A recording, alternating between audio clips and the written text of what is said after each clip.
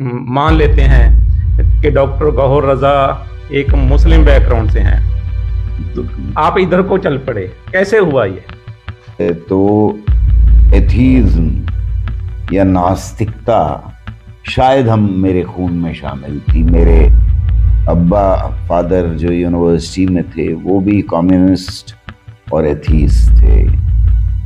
तो जब आप इस रास्ते पे चल पड़े, कैसा रहा ये रास्ता और क्या महसूस होता है? अच्छा लगता है? थोड़ा सा सोसाइटी से कट के आइसोलेट से रहते हैं, थोड़ा सा ये नहीं लगता कि अजीब सा है कि मैं अपनी गलतियों के लिए और समाज में जो जुल्म फैला हुआ है उसके लिए एक ऐसा रास्ता तलाश कर लूं जो पतली गली हो कि जब आफत आए आप उस गली में घुस जाइए। वो बड़ा अजीब है कि लोग कैसे करते हैं, मुझे खुद कभी अजीब नहीं लगा। बहुत बार समाज में जैसे चल रहा है वो ये कहते हैं कि जो बंदा पढ़ गया उसका दिमाग खराब हो जाता है, वो बिगड़ जाता है। आपके बारे में भी ऐसी बातें हुई होगी और आज भी सुनते होंगे आप। दोस्तों, डॉक्टर गौहर रजा का नाम किसी जान पहचान का मोहताज नहीं है। Documentary film writer, activist, scientist और बहुत कुछ के जिसमें वो साइंटिस्ट विचारधारा जो साइंटिफिक थिंकिंग है उसका प्रचार करते रहते हैं। आज हम इनसे बात करेंगे और जानेंगे इनकी शख्सियत के बारे में और उस स्ट्रगल के बारे में जिसके थ्रू ये इस रास्ते को चले हैं। डॉक्टर साहब, आपका बहुत बहुत स्वागत है। बहुत शुक्रिया, बहुत स्वागत, आदाब। डॉक्टर साहब, सबसे पहले मेरा सवाल आपसे ये है कि आप, जैसे मैं देख रहा हूँ, डॉक्टर गौहर रजा साहब सारे लोग जानते हैं या मान लेते हैं कि डॉक्टर गौहर रजा एक मुस्लिम बैकग्राउंड से हैं, तो आप इधर को चल पड़े, कैसे हुआ ये? जहां तक तर्कशीलता का सवाल है या किसी भी ताकत, ऐसी ताकत जिसको हम परख नहीं सकते हैं, उसका ताल्लुक है, तो एथीज्म या नास्तिकता शायद मेरे खून में शामिल थी। मेरे अब्बा फादर जो यूनिवर्सिटी में थे वो भी कम्युनिस्ट और एथीस्ट थे। तो जब हर बच्चा सवाल पूछना शुरू करता है कि हम कहाँ से आए हैं, ये तारे, ये आसमान, ये सब कुछ क्या है और कैसे बना है, तो हमने भी अब्बा से ये सवाल पूछा कि स्कूल में कह रहे थे टीचर कि इस दुनिया को अल्लाह मियाँ ने बनाया है, तो क्या ये सही है? तो अब्बा का ये जवाब था कि इंसान खुद पैदा हुआ और इंसान ने खुदा को बनाया, ऐसा मैं मानता हूं। तुम बड़े होकर समझना इस बात को और जैसा तुम चाहे मानना, लेकिन एक बात समझ लो कि अगर हम भगवान को या अल्लाह को या गॉड को मान लें या ऐसी ताकत को मान लें जिसने इंसान को पैदा किया है और वो इस पूरी कायनात को, पूरे ब्रह्मांड को चला रहा है, तो फिर हर बात जायज हो जाएगी। यानी तुम इन तारों में, सामने पोल के साथ तार थे, इनमें लटक जाओ, इंसान के साथ अच्छाई करो या इंसानों का कत्ल कर दो, उसके नाम पे सब कुछ जायज हो जाएगा। ये बात जहन में बैठ गई थी बिल्कुल। दूसरी चीज ये थी कि अम्मी प्रैक्टिसिंग मुस्लिम थी मेरी, और उन्होंने कभी जोर नहीं डाला, जैसे अब्बा ने कभी जोर नहीं डाला इस बात के ऊपर कि क्या मानो और क्या मत मानो, ये तुम्हारी मर्जी है, अपनी सोच और समझ पे परखो और फिर जानना और कोशिश करना। तो जैसे हम आगे बढ़े, हमारे बचपन में घर में अखबार आते थे, तो अखबारों में आप देखते थे कि वियतनाम में क्या हो रहा है, उसका बहुत असर पड़ा। वो उस वक्त तस्वीरें जो आती थी वो कुछ अधकच्ची समझ थी, कुछ समझते थे कुछ नहीं समझते थे कि क्या हो रहा है दुनिया में। लेकिन वहां बच्चों को, औरतों को, आम लोगों को बमों के गिरने से मर रहे हैं, तबाहियां मच रही हैं, जैसे आज फिलिस्तीन में हो रहा है। तो ये सवाल जहन में आया कि इनका क्या कसूर है। अगर कोई खुदा है, कोई भगवान है, और मैं ये नहीं कह रहा कि कोई और माने इस बात को ना माने, ये मैं अपने बारे में बता रहा हूं कि मुझे ऐसा लगा कि अगर कोई खुदा है और वो अमेरिका को बम गिराने से नहीं रोक सकता, तब फिर तो मानने की जरूरत नहीं है। और अगर वो रोक सकता है और ये मासूम लोग जो हैं उनको मरने दे रहा है, तो फिर मानने की क्या जरूरत है। यानी वो जुर्म होते हुए, वो जुल्म होते हुए देख रहा है और उसके पास ताकत है कि वो रोक सके, और वो नहीं रोक रहा, तो उस बच्चे ने जो अभी पैदा हुआ है उसने क्या गुनाह किए। अक्सर ये स्कूल में बता दिया जाता था हमें, आसपास के लोग, दादी नानी ये सब बताते थे कि भगवान जो है वो, अल्लाह मियाँ जो है वो इम्तिहान लेते हैं अपने बंदे। उस बच्चे का क्यों इम्तिहान लिया जा रहा है जो अभी पैदा ही हुआ है या 10-12 साल का है? उसने क्या गुनाह कर दिए भाई जिसका इम्तिहान लिया जा रहा है? तो ये बातें थीं जो शायद हर बच्चे के जहन में आती हैं, लेकिन हमारे समाज में इतना प्रेशर होता है कि लोग आखिरकार भगवान को, खुदा को मान ही लेते हैं और तर्कशीलता कहीं पीछे रह जाती है। हाँ, ये तो था आपका जो बैकग्राउंड। इसी कश्मकश के बीच आप बड़े हुए, और कब वो स्टेज आई जब आपको पता लगा कि आप अथीस्ट हैं, या आपने डिक्लेयर कर दिया कि आप अथीस्ट हैं? देखिए, एक एक बात ये भी कहना चाहूंगा मैं यहाँ के, जो यूनिवर्सिटी का माहौल था यह बड़े खानदान का माहौल था। उसमें बहुत गहरे तरीके से लोग मजहब को मानते थे, धर्म को मानते थे। तो आसपास के माहौल में और घर में जो कुछ हो रहा था, बड़े भाई बहन अब्बा, जो कुछ डिस्कशन चल रहा था, उसमें एक टकराव था, और ये टकराव बड़ी जल्दी समझ में आने लगा। और उसकी वजह ये थी कि बाहर घर से जब कदम हम निकालते थे या खानदान के और लोगों से मुलाकात होती थी, तो वहां हमें जब पता भी नहीं था, जब कुछ अल्फाज के बारे में इल्म था ही नहीं, तभी से ही तुम तो एथीस्ट हो, तुम तो मुनकिर हो, तुम दहरिये हो, ऐसे अल्फाज कानों में पड़ने लगे। और ये अल्फाज कोई इस तरह नहीं कहे जाते थे कि कोई अच्छी बात है, ये गाली की तरह से इस्तेमाल होने लगे। तो चिढ़ाने वाली बात थी, एक तरीके से आप चिढ़ाना, आइसोलेट करने वाली बात। आइसोलेट करना, दहरिया कहना।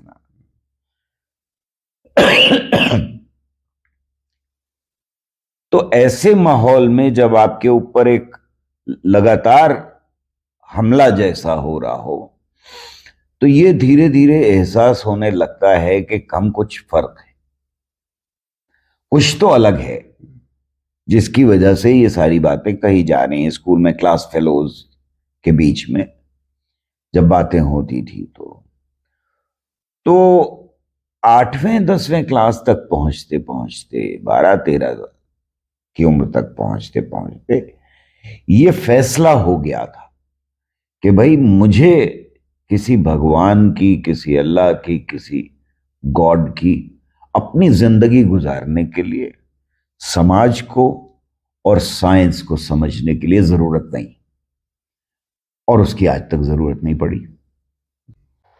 आप इस रास्ते पे चल पड़े। कैसा रहा ये रास्ता और क्या महसूस होता है? अच्छा लगता है? थोड़ा सा सोसाइटी से कट के आइसोलेट से रहते हैं, थोड़ा सा ये नहीं लगता कि अजीब सा है? अजीब उन लोगों को लगता है जो मानते हैं। मुझे कुछ अजीब नहीं लगता, मुझे बिल्कुल ये नॉर्मल लगता है, अपनी जिंदगी का एक हिस्सा लगता है कि मुझे अपने ऊपर विश्वास होना चाहिए। मैं अपनी गलतियों के लिए, समाज की बुराइयों के लिए किसी और को दोष देने में यकीन नहीं रखता। अल्लाह की मर्जी है, भगवान की मर्जी है, तुम क्या कर सकते हो। मुझे ये अजीब लगता है कि मैं अपनी गलतियों के लिए और समाज में जो जुल्म फैला हुआ है उसके लिए एक ऐसा रास्ता तलाश कर लूं जो पतली गली हो कि जब आफत आए आप उस गली में घुस जाइए। वो बड़ा अजीब लगता है कि लोग कैसे करते हैं। मुझे खुद कभी अजीब नहीं लगा। ऐसे लीजिए कि आनंद आता है। दूसरी बात, एक रास्ते पे चल पड़े। बहुत बार समाज में जैसे चल रहा है, वो ये कहते हैं कि जो बंदा पढ़ गया उसका दिमाग खराब हो जाता है, वो बिगड़ जाता है। आपके बारे में भी ऐसी बातें हुई होगी और आज भी सुनते होगे आप। जाहिर है कि साइंस पढ़ने वालों को, खास तौर से जिनकी आंखें खुलना शुरू हो जाती हैं और जिनकी समझ में साइंस क्या है, रैशनैलिटी क्या है, तर्कशीलता क्या है, ये सब कुछ आना शुरू हो जाता है, उनके बारे में ये बात कही जाती है। लेकिन अगर आप इस बात को गहराई से थोड़ा देखें तो इसका क्या मतलब है। इसका मतलब ये है कि मैं अनपढ़ रहना चाहता हूं। और इसको कई लोग बड़े फख्र से कहते हैं कि हमने एक किताब पढ़ी है या कुछ किताबें पढ़ी हैं अपनी रिलीजियस और हमें सारा ज्ञान आ गया, हमारी किताबों के अंदर सारा ज्ञान है, तो उसके आगे हमें कुछ पढ़ने की जरूरत नहीं है, हमें कुछ जानने की जरूरत नहीं है। यानी सारा ज्ञान हमारी किताबों के अंदर मौजूद है, वो 4-6 किताबें पढ़ लें। तो ये सवाल भी बार बार उठा और इस तरह की बातें भी की गई। तो ये तो बहुत बेवकूफ़ी की बात है। किसी भी एक किताब के अंदर, वो साइंटिफिक हो, अनसाइंटिफिक हो, वो रैशनैलिटी पे बेस्ड हो या ना हो उसके ऊपर बेस्ड, किसी भी एक किताब के अंदर सारा ज्ञान नहीं हो सकता। आपको तो पढ़ना पड़ेगा। और अगर साइंस में आगे बढ़ना है तब तो ये जरूरी हो जाता है कि रोज पढ़ना पड़ेगा, क्योंकि साइंस जो है उसमें रोज बदलाव आता है। इसका मतलब ये है कि जो लोग कहते हैं कि किसी को ज्ञान हो गया वो बिगड़ गया, मुझे लगता है कि ज्ञान की कमी है, शायद वो आपको रास्ते नहीं देती। अगला अगला सवाल मेरा। जिसके पास ज्ञान नहीं है, जो पढ़ता नहीं है, जो नए ज्ञान को जानने की कोशिश नहीं करता, मुझे लगता है वो बिगड़ा हुआ है और उसे सुधरने की जरूरत है, अगर समाज को सुधरना है। वरना तो हमारी मान्यताएं कभी बदलेंगी ही नहीं है। हम छूत छात करते ही रहेंगे। हम एक जमाने में इस देश में सती किया जाता था, हम वो करते रहेंगे। हम गैर बराबर जो समाज है हमारे चारों चारों तरफ, उसको हम कभी नहीं बदलेंगे जब तक कि हम अपने ख्यालात ना बदलें। आप इस रास्ते पे चल पड़े, चले हुए हो, आपके पीछे कारवां भी है जो आपने पैदा किया है, वो भी डेफिनेटली बढ़ रहा है। अज्ञानता खत्म हो रही है और ज्ञान आ रहा है, रोशनी जा रही है, और इससे कोई मुनकर भी नहीं हो सकता। लेकिन पैरेलल में एक सोसाइटी जिसमें हम रह रहे हैं वो काफ़ी पीछे है, और इस तरीके से कई बार हम उनसे आइसोलेट भी हो जाते हैं। तो ऐसे में जैसे, क्योंकि इंडिया में देखें तो लगभग सारी खुशियों के तरीके जो हैं उनके फेस्टिवल के थ्रू आते हैं, जिसमें सारे लोग किसी न किसी तरीके से एक रंग में रंगे जाते हैं। ईदें आती हैं, दिवालियाँ आती हैं, होली आती है, ऐसा बहुत कुछ आता है। तो ऐसे में आप क्या करते हो? देखिए, मेरा मानना ये है कि हर धर्म के अंदर खाने पीने का बहुत अच्छा इंतजाम है। होली हो, दिवाली हो, क्रिसमस हो, ईद हो, बकरीद हो, खाने पीने का तो मुझे खाना पीना तो बहुत अच्छा लगता है। और ये हिस्सा जो है धर्म का, ये बड़ा मजा आता है इसमें, मेल मिलाप वगैरह वगैरह। लेकिन एक तरह से अगर हम देखें तो हमारे समाज के अंदर जब बच्चा आंख खोलता है या हम घर में सुबह से उठते हैं और दिन भर उसके ऊपर एक बौछार सी होती रहती है, इरैशनल, तर्कहीन मैसेजेस की। यानी वो बाहर निकले तो मंदिर मस्जिद दिखाई देना शुरू हो जाते हैं, कहीं मूर्ति लगी हुई है, कहीं कोई कुछ और कर रहा है। स्कूल पहुंचे हम तो फिर वहाँ गणेश वंदना से या कुरान की आयत से शुरू होता है दिन। अगर हम बैंक जाएं, अगर हम यहाँ तक कि अगर हम साइंस की लैब में भी जाएं तो अक्सर हमें दिखाई देता है या तो स्वास्तिक लगा हुआ है या किसी ने मक्के की मदीने की फोटो लगा रखी है। ये एक तरह की बौछार है, ये एक तरह की बारिश है जो सुबह से लेकर शाम तक उन मैसेजेस की होती रहती है जिन्हें हम रिलीजियस मैसेजेस कहते हैं। इनके सामने तर्कशीलता को खड़ा करना बहुत मुश्किल काम है।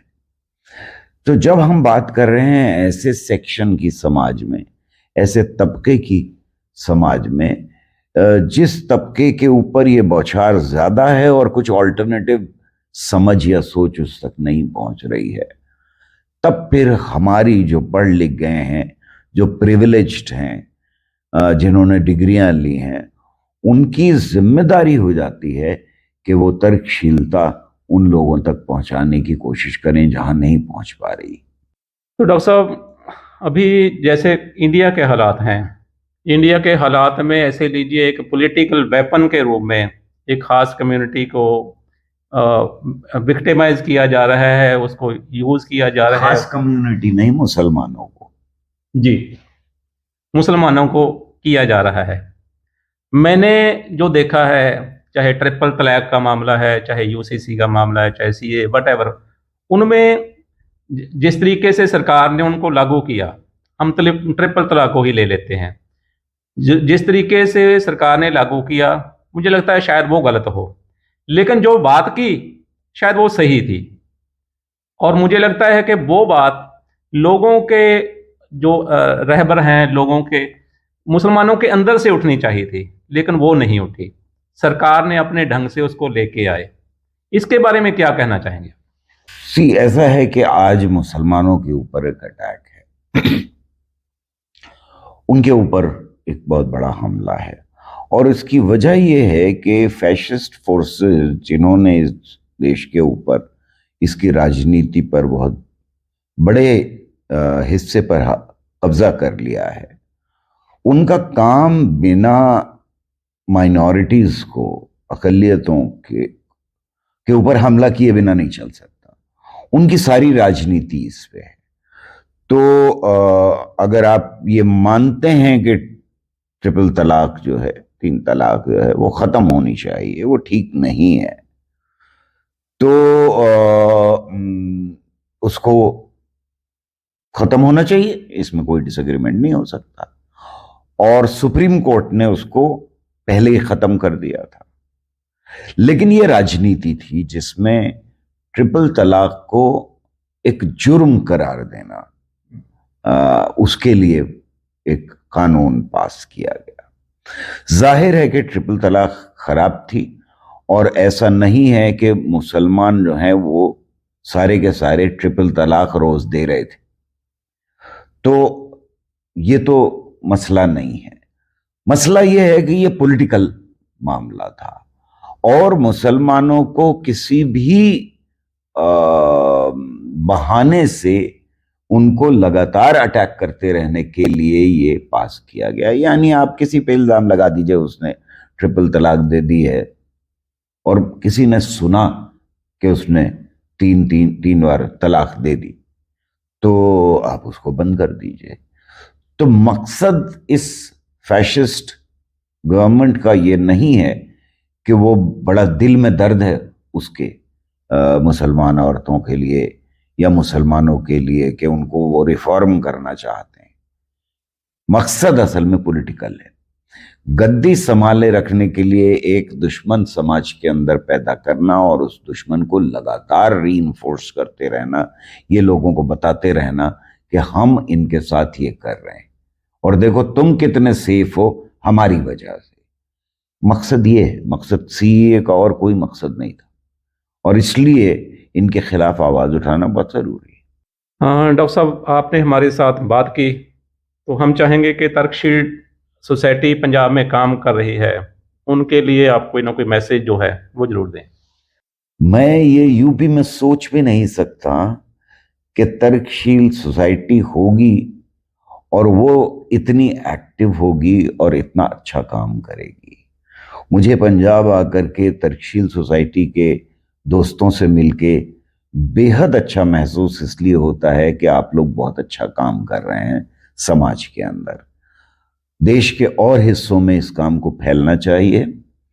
मुझे मालूम है कि पंजाब और हरियाणा कुछ हद तक, लेकिन पंजाब के अंदर तर्कशील सोसाइटी बहुत अहम रोल अदा कर रही है और उसके लिए मैं उनको सलाम करता हूँ।